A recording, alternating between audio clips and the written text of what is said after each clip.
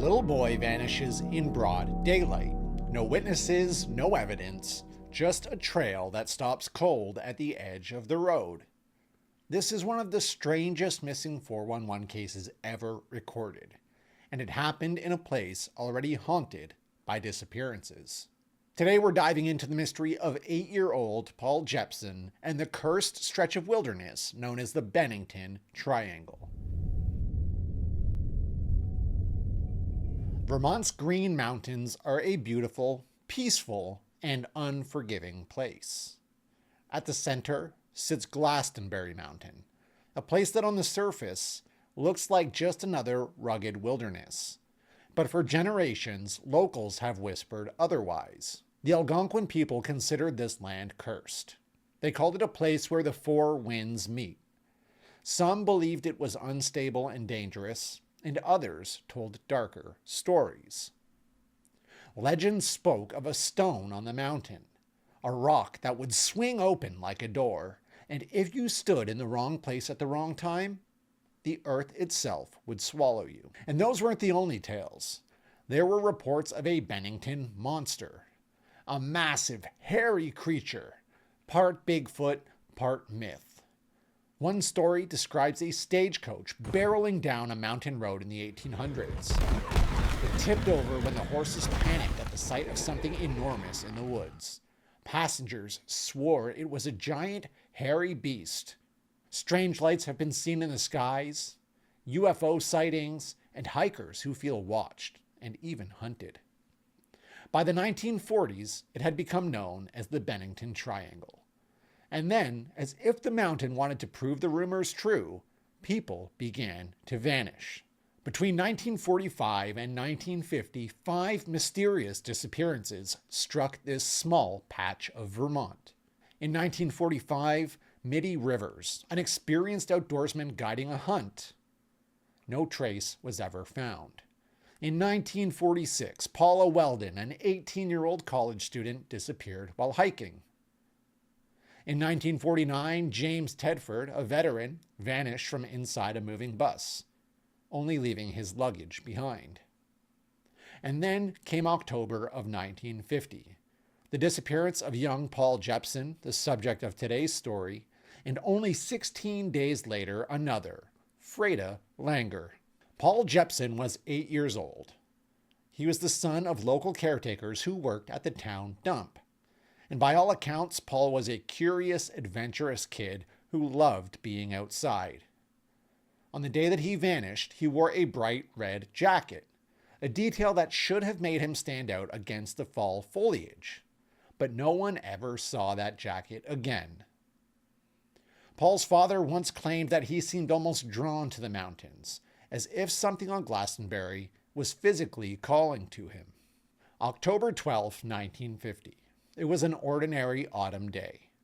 Paul's mother brought him along while she went to feed the pigs at the dump. This is something that they would have done on a weekly basis. She left him in her truck while she did her chores. It's rumored to be anywhere from 30 to 60 minutes that Paul was left alone.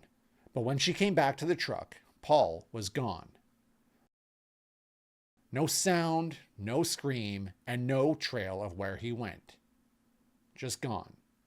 And almost immediately, the search began.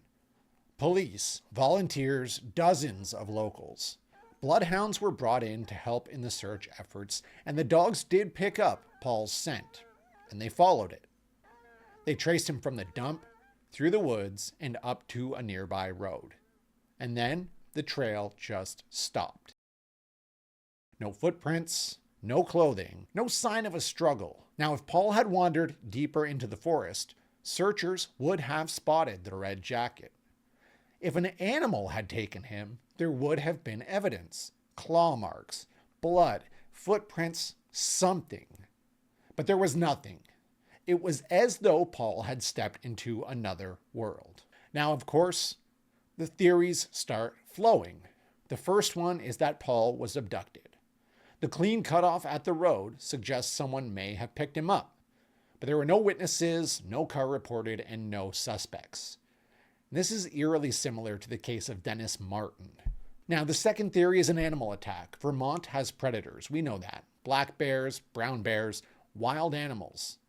But attacks leave evidence, drag marks, blood, clothing, and none of those things were ever found. Another theory is that his family was involved.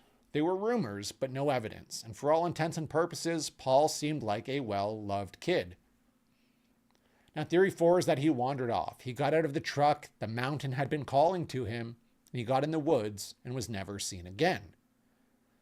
But if that's the case, why didn't searchers find the red jacket? Now we could dig into the paranormal. The Algonquin spoke of stones that swallowed people whole. The Bennington Monster, a massive, hairy beast. UFO sightings over the mountains. Some locals truly believed Paul was taken, not by a person, but by the land itself. And then there's the case of Freda Langer. Just 16 days after Paul disappeared, Freda vanished while hiking with her cousin. Searchers scoured the area, and nothing. Months later, however, Langer's body turned up in a spot that had already been searched. Now, to some, it was proof that the mountain was playing tricks, proof the Bennington Triangle was more than just a nickname.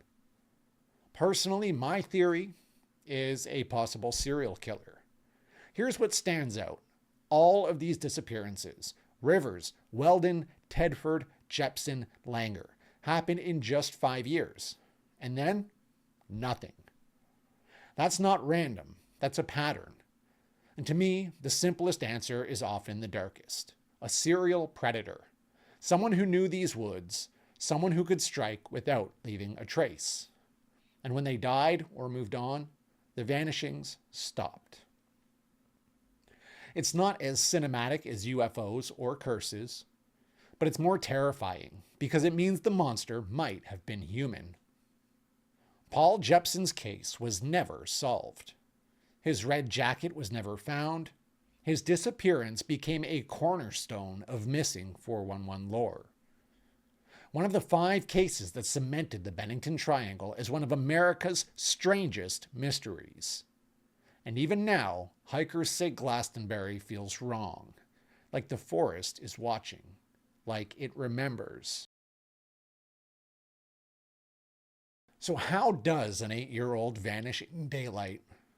With searchers minutes behind him, with no footprints, no jacket, no body, just silence.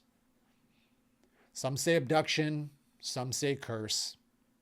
I say it was a killer. But what about you? What do you think happened to Paul Jepson? Drop your theory in the comments. I read every single one. And if you want more stories like this, please hit subscribe, because this was the story of Paul Jepson. Strange, but ordinary. And if you like this video, you might like this one here as well. We'll see you next time. Thanks for watching.